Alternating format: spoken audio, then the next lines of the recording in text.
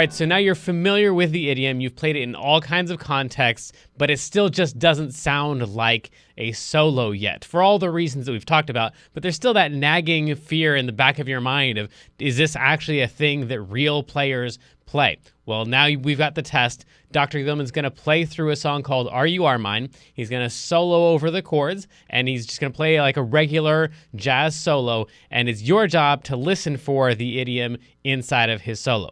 A couple notes about this. We're going to follow the normal jazz performance pattern. So he's going to go through once and just play the melody. There's not going to be any special idioms or anything. It's just the melody, the way the melody was written. Then he's going to play two choruses or two times through the song where he's just not playing the melody, he's just soloing. That's where you're going to listen for your idiom. And then at the end, usually the melody comes back again. So the normal structure is you play the melody, you play through the song a bunch of times, everybody gets their chance to solo, and then at the end, everybody plays the melody again. So in this case, there's going to be 4 times through the song, 1 time with the melody, then a solo, and then another solo, and then at the end, there's going to be the melody. Oftentimes, that last melody is a little bit modified, too. Everybody's just been playing all their crazy licks and stuff, and so instead of playing note for note the exact melody, kind of like we did at the beginning of the song, now it's a little bit jazzier, but that's the structure. One more little note on this that won't affect the exercise at all is that the song, Are You Are Mine, is actually a contrafact of another popular tune called All the Things You Are. And a contrafact is just where you take all of the same chords, but you write a new melody to it. So if you heard this melody, you wouldn't go, oh yeah, that's All the Things You Are. However, if you practice soloing over the chords for Are You Are Mine, then you will also be able to solo really well over All the Things You Are. So it's a contrafact. Good luck.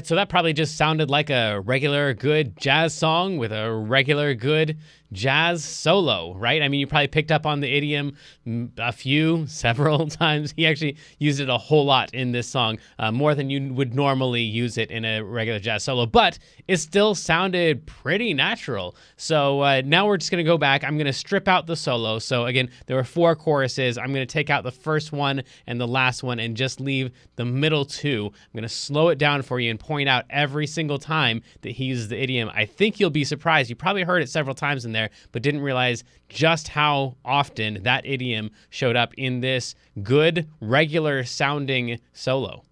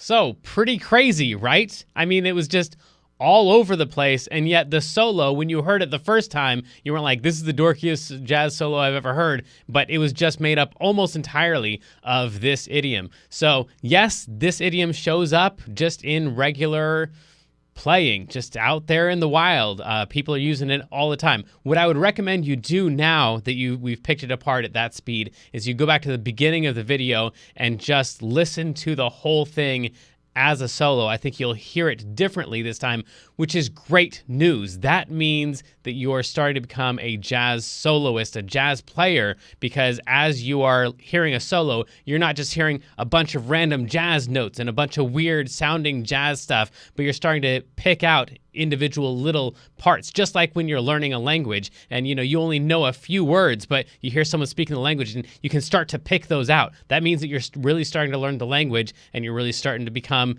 natural with it. So that's really the goal. Also, in the last time through, I told you that they kind of modify the melody a lot of times. When you play the melody, you play all the solos, and then you play the melody again at the end. And at the end, he plays the melody, but he's also sneaked in a couple examples of the idiom too. So I'm not going to point those out. That's your own Easter eggs to find in there. But go back and check it out again. I think you'll be surprised.